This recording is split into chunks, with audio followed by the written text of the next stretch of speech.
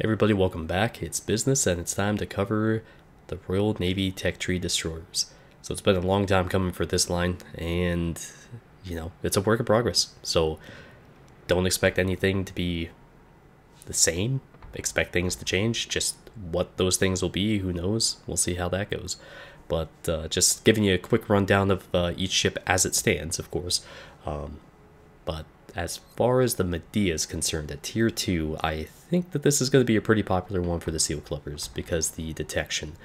So the Torps, they're okay, that I think decent damage, actually, really decent damage for the tier.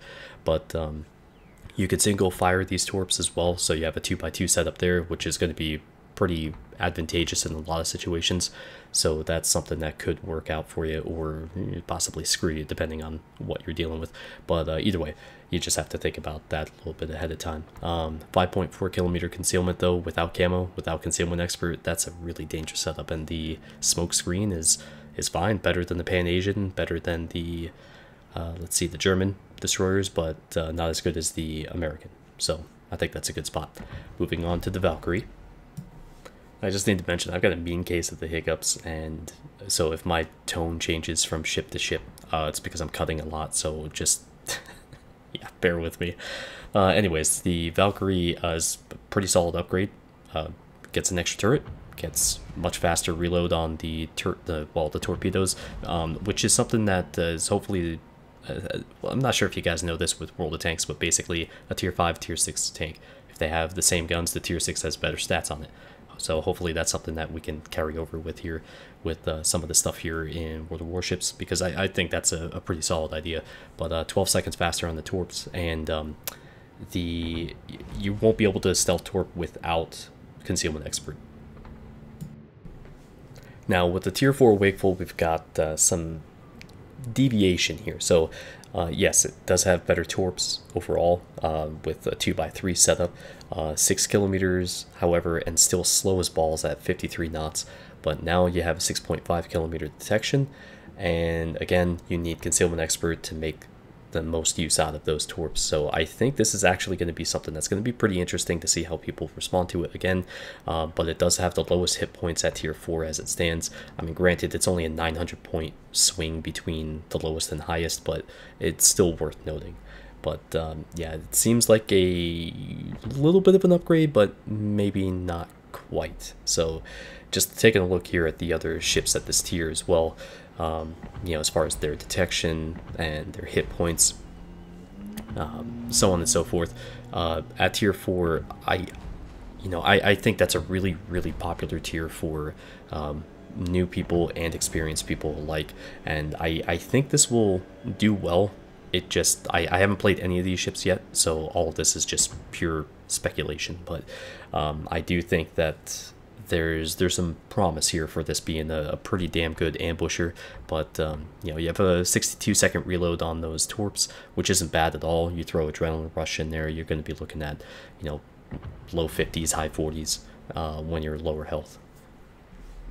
Now the Acosta at tier 5 is where things get a bit wacky. So the health is, again, not great, but you do get a 3-second boost on the reload time. You have slightly faster shell travel too, so that's good. Things get weird though with the torps. So yeah, you go up to a 2x4 setup, right? 95-second reload though, and there's still 6 kilometers. I don't know. not really feeling that one. So and I'm not going over the AA, by the way, on any of these, because it doesn't matter. I mean, they're pretty much inconsequential. I mean, I'll show you some of the stats on the higher tier ones, but again, you need camo and also need concealment expert to really make the most out of the torps, because otherwise, I mean, you're still pretty much in an ambush situation, and that's kind of crappy. Now moving on to tier 6, the Icarus. This is where things start to get confusing a bit to me. So yeah, you got the same caliber, right? Nothing changes with the guns, but the torpedoes, you're looking, okay, 2x5 and cool. Or yeah, 2x5 and it's 7 kilometers, 59 knots, which is terrible. But what the hell is up with that reload? 133 seconds at tier 6? I mean, that's bad at tier 9 and 10. Like, or at least, you know, you can manage it with modules and things like that. But wow, that is a terrible, terrible reload. So why would anybody run the 7s?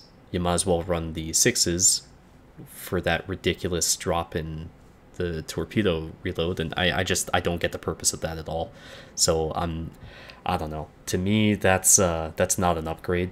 Even, oh, you get 2 extra torps, but if you're not gonna really get the chance to use those torps as frequently when you need to, then there's no real point. Oh, and yeah, have fun without concealment expert on this ship.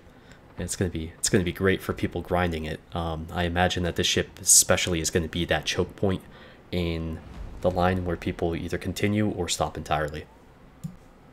And at tier 7 we have the Jervis, which is just a silly name. I take back what I said about the Icarus. So now we finally get some decent health at 14.3. We have 120mm shells or guns here.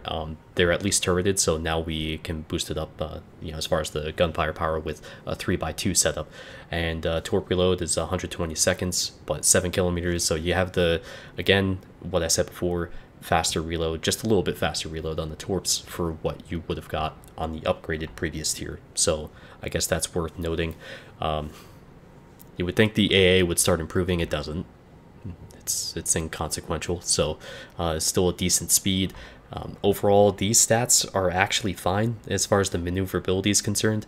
The detection is 7.2, again without camo, without concealment expert, and you're just not quite there. We're almost there to be able to start using the concealment module on this, which will certainly help. But it's not a bad looking ship. I kind of like how it looks. I suspect that I'm gonna have some trouble trying to play it though, because I'm not sure. I mean, just testing a ship gets you focus fired anyways, but testing a destroyer is gonna get you, oh man, it's so hard sometimes. But once you get spotted, you're just gonna get wiped out. But moving on to the tier 8 Lightning. So really weird turrets on these, but 96-second reload on 8 kilometer torps, and that's a let's see, a 2x4 setup. So again, they're still finally breaking actually the 60 knot barrier, which is good. That's, I think, the kind of like the Mendoza line for torps, but regardless, it's I think that's probably going to be not necessarily hard to use, because you already start off being able to stealth torp, and then you could stack on, you know, obviously the camo again and the concealment expert skills, so that should help. And again, the AA is just dumb. So, but maneuverability is there. Again, I haven't played any of these ships, but with, you know, rudder shift, and I think the turning radius isn't bad, but of course I could be proven wrong. Tier 9, the Jutland. I think this is the one that interested me the most. So there's a problem here, however, and that comes down to the guns.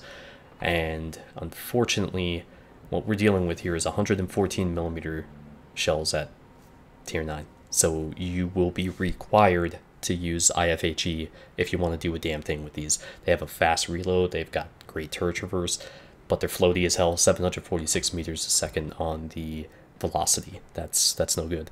Now this is when, again, you start getting interesting with the torps, potentially 10 kilometer torps, 2x5 setup, 120-second reload, so you can throw on some mods there and skills, bring that down. Adrenaline rush, certainly bring that down.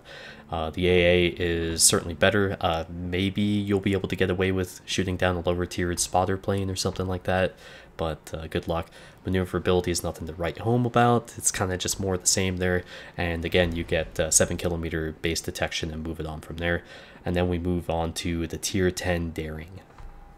And in case you're wondering, the turrets are white because I run skins, skin mods and whatnot. And so, yeah, typical thing. They're all pulling from the same resource pool, and these are on other ships, and they're painted white on other ships, so here we go. But fast reload, 2.5 seconds. That is crazy.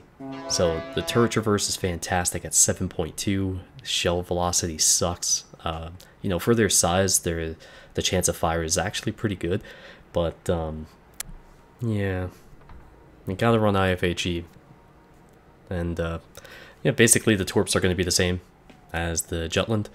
Nothing really surprising here, but moving on to maneuverability, seems okay.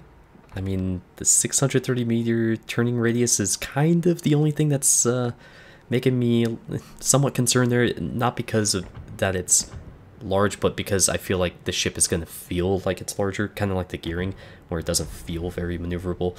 But just, you know, comparing it to the other ships here at this tier, and remember, these are going to be modified and whatnot, save for the rental on the gearing, so we get to see the nice skin on there. God, that looks good.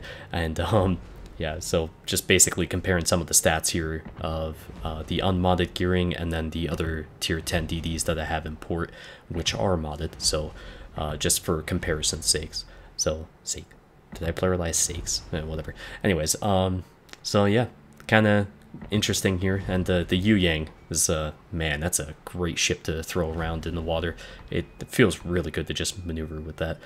But yeah, that's the tier 10 daring and the whole lineup, I guess. So oh yeah, actually one thing I wanted to go back over here. Where the hell does the hydro start? I think it's, no, it's not tier, okay, it's tier 6. Okay. I don't get the purpose of having this hydro with the short range. That is criminally low. I guess the only real purpose for using the hydro, like, yeah, these aren't going to be like the Germans. All right, this is going to be, I guess, more defensive as opposed to offensive and defensive like the Germans are. So I'm not sure if that's something that is going to be changing. I wouldn't be surprised to see that get maybe a small buff, maybe like a 25% buff. I think that would actually be somewhat more reasonable. But maybe they won't do that and just keep it on the defensive. Alright, some little horny horns to finish off, and thank you for watching today, guys. Hopefully this will generate some discussion. I will be playing these on the next stream, actually multiple streams, and we'll see how they go. But thank you for watching, take care, and I'll see you next time.